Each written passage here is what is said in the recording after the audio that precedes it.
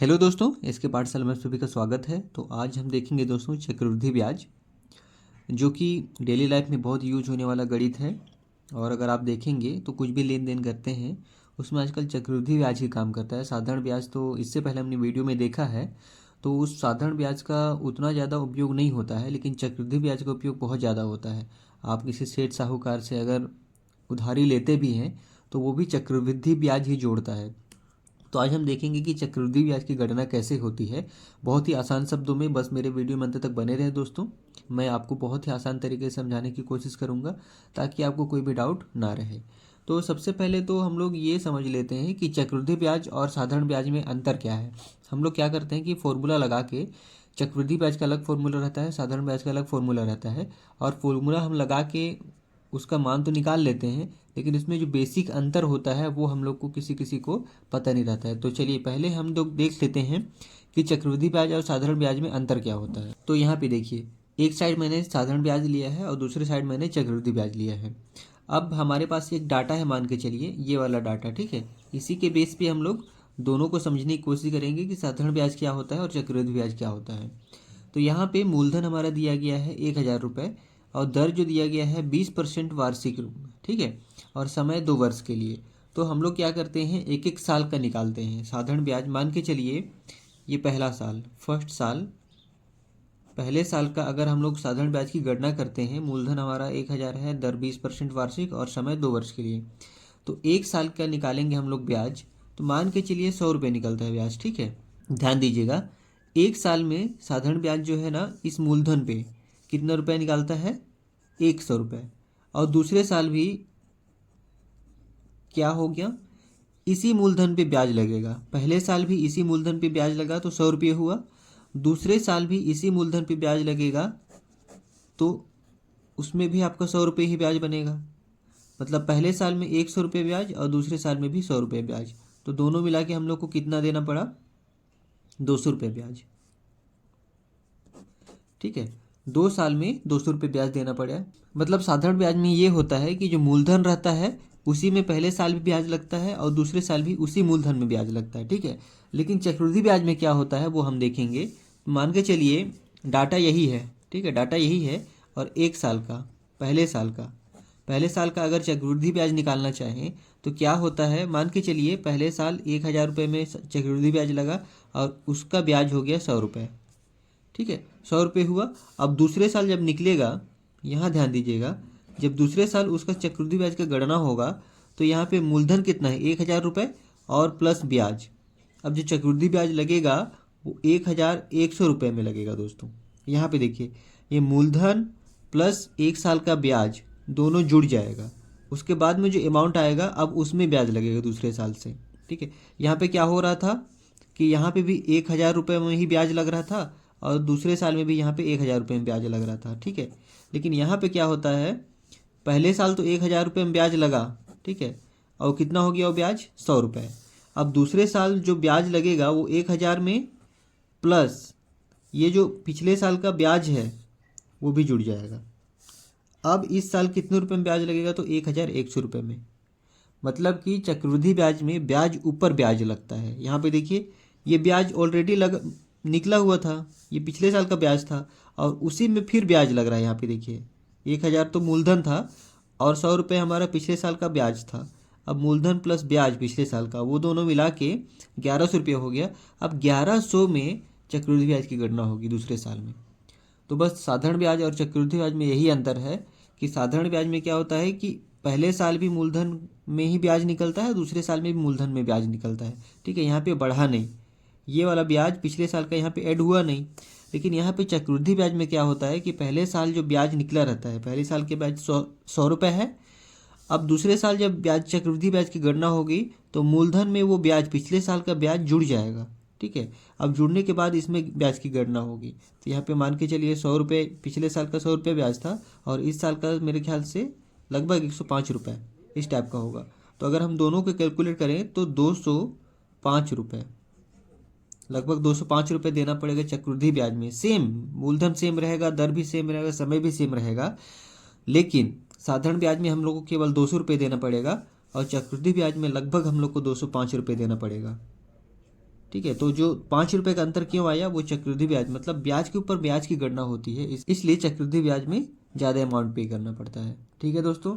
और अगर हम देखेंगे तो आजकल इसी बेस पे सभी लोग अपना ब्याज का गणना करते हैं। जितने लोग से आप उधारी लोगे, जो उधार दोगे, तो चक्रवृद्धि ब्याज पे ही गणना होती है। साधारण ब्याज तो खत्म हो गया अभी। तो चलिए दोस्तों, इसी के बेस पे हम चक्रवृद्धि ब्याज क्या होता है वो हम देखते हैं। देखिए यहाँ पे हमारा पहला क्वेश्चन है कि 3,000 रुपये का 20% वार्षिक ब्याज की दर से, चक्रवृद्धि ब्याज की दर से 2 वर्ष का चक्रवृद्धि ब्याज ज्ञात कीजिए। तो सबसे पहले तो चक्रवृद्धि ब्याज हम लोग निकालने के लिए 2 सूत्र हमारे पास इंपॉर्टेंट है, जिसको याद रखना जरूरी है। देखिए, चक्रवृद्धि मिश्रधन बराबर मूलधन कोष्टक में 1 + r/100 की घात टी। ठीक है। यहाँ पे मिश्रधन क्या है, मूलधन क्या है, वो हम लोग पहले समझ लेते हैं। मान के चलिए आपने अपने दोस्त से 5,000 रुपये उधारी लिया। ठीक है। अब 1 साल के बाद आपने 5,300 रुपये उसको लौटाया। ठीक है। तो ज़्यादा कितना लौटाया, देखिए 5,000 लिया था, 5,300 लौटाया, मतलब 300 रुपये आपने एक्स्ट्रा दिया। तो ये जो एक्स्ट्रा है यही आपका ब्याज है। तो यहाँ पे जो 5,000 रुपये आपने लिया था अपने दोस्त से उधारी, वो आपका मूलधन है। ठीक है, मूलधन। और उसके बाद में ये ब्याज की गणना होती है। 5,000 रुपये में 300 का ब्याज जुड़ गया। अब 5,300 रुपये आपने टोटल उसको लौटाया वापस, तो 5,300 क्या है, ये मिश्रधन है। ठीक है दोस्तों। मिश्रधन मतलब कि वो टोटल अमाउंट जो आपका मूलधन है और ब्याज उसमें जुड़ा हुआ है, वो आपका मिश्रधन कहलाता है, ये मिश्रधन। और ये वाला जो अंतर है ना, आपने 5,000 लिया था और 5,300 दिया, मतलब 300 आपने एक्स्ट्रा दे रखा है, तो 300 जो है वो ब्याज है। क्लियर है दोस्तों। तो चलिए, चक्रवृद्धि मिश्रधन क्या होता है, फॉर्मूला वो पहले देख लेते हैं।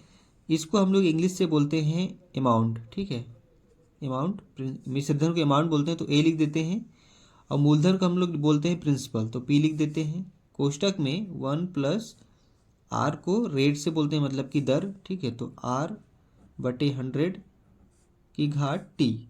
टी मतलब टाइम, मतलब समय, कितने वर्ष के लिए ये हो रहा है।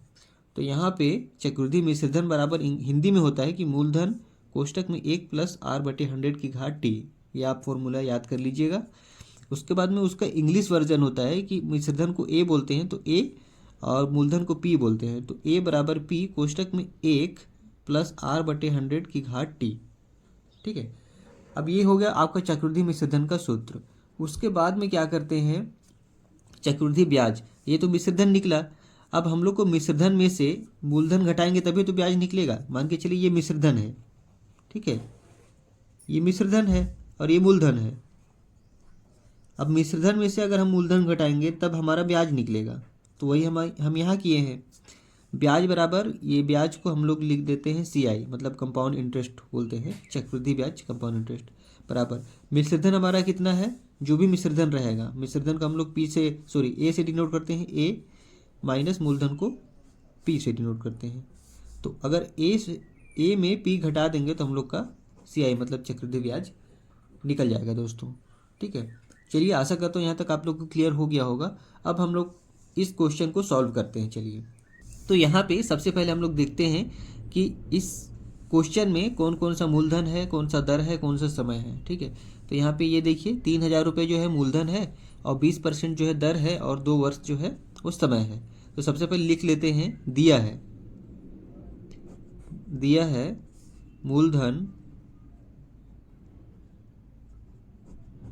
मूलधन बराबर 3,000 रुपये। ठीक है, और दर कितना है, दर है 20% वार्षिक।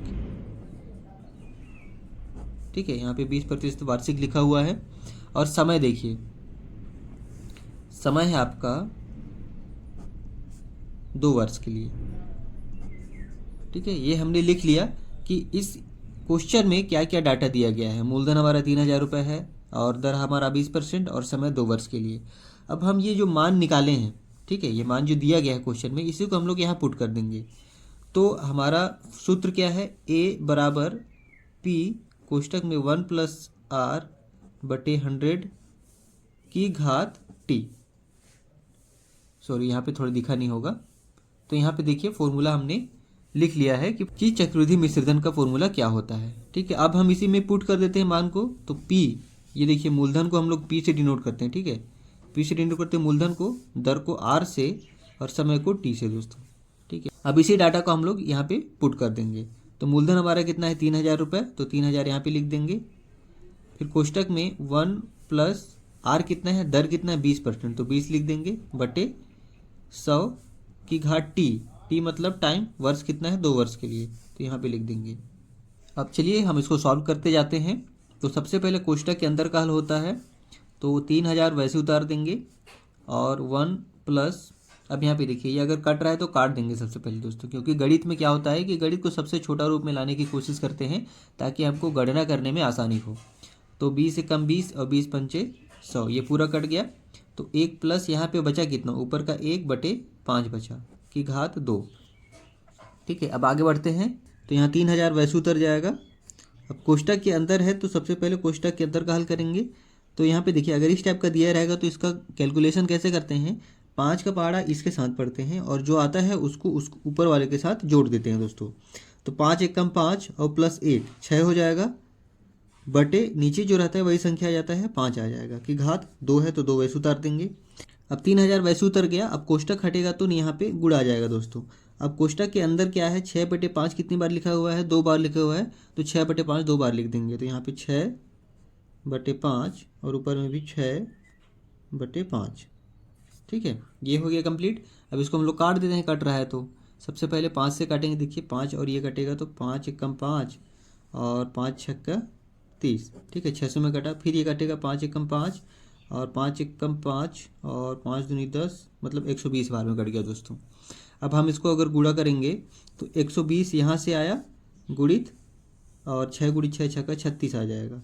तो अगर हम इसको गुणा करेंगे कितना आ जाएगा हमारा 4320 रुपये।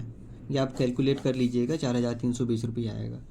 अब ये तो आया हमारा मिश्र धन। मिश्र धन मतलब कि हम लोग को मूलधन प्लस ब्याज मिला के इतने रुपए हम लोग को देना है। अगर हम क्वेश्चन में देखेंगे कि अगर हम मूलधन अगर 3000 रुपये हम किसी से उधारी लेते हैं, दर है आपका 20% वार्षिक और समय 2 वर्ष के लिए। ठीक है, और उसमें चक्रवृद्धि ब्याज की गणना होती है, तो हमको 2 साल में कितने रुपए देना पड़ेगा, 4320 रुपये देना पड़ेगा दोस्तों। ठीक है, इसमें मूलधन और ब्याज दोनों जुड़ा हुआ है। अब इसमें ब्याज अलग से कितना है वो निकालने के लिए हम लोग क्या करेंगे, ये जो दूसरा फॉर्मूला था हमारा, ये देखिए चक्रवृद्धि ब्याज बराबर मिश्रधन माइनस मूलधन।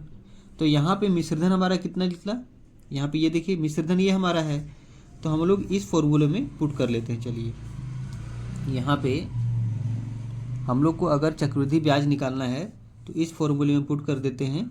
चक्रवृद्धि मिश्रधन हमारा कितना निकला है, तो नीचे देखेंगे, ये देखिए 4320 रुपये निकला है। तो 4320 माइनस हमारा यहाँ पे देखिए ये मूलधन, इसमें से मिश्रधन से मूलधन माइनस करना है, तो मूलधन कितना हमारा 3000 रुपये, इसमें 3000 माइनस कर देंगे। यहाँ पे CI कंपाउंड इंटरेस्ट निकल जाएगा। तो यहाँ पे 4320 में 3000 घटाएंगे तो कितना बचेगा 1320 रुपये। यही हमारा चक्रवृद्धि ब्याज है दोस्तों। तो जो ये चक्रवृद्धि ब्याज हमने फॉर्मूला लगाया था मिश्रधन माइनस मूलधन, उसी फॉर्मूले का यूज़ करके हमने ये ब्याज निकाला है 1320 रुपये। मतलब 4320 रुपये उसका मिश्रधन है, और मिश्रधन में से ही हम लोग अगर मूलधन को माइनस कर दिए तो हमारा चक्रवृद्धि ब्याज आ गया।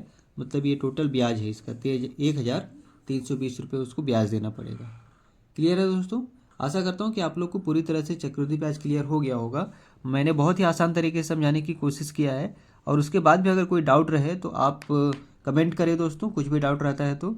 और अगर वीडियो में नए हैं दोस्तों तो वीडियो को प्लीज़ लाइक करें, शेयर करें, और अगर चैनल में नए हैं तो चैनल को सब्सक्राइब कर लीजिए दोस्तों। तो आशा करता हूँ कि आपको समझ में आया होगा। तो चलिए इसी उम्मीद के साथ आप लोग से विदा लेता हूँ, तब तक के लिए नमस्कार।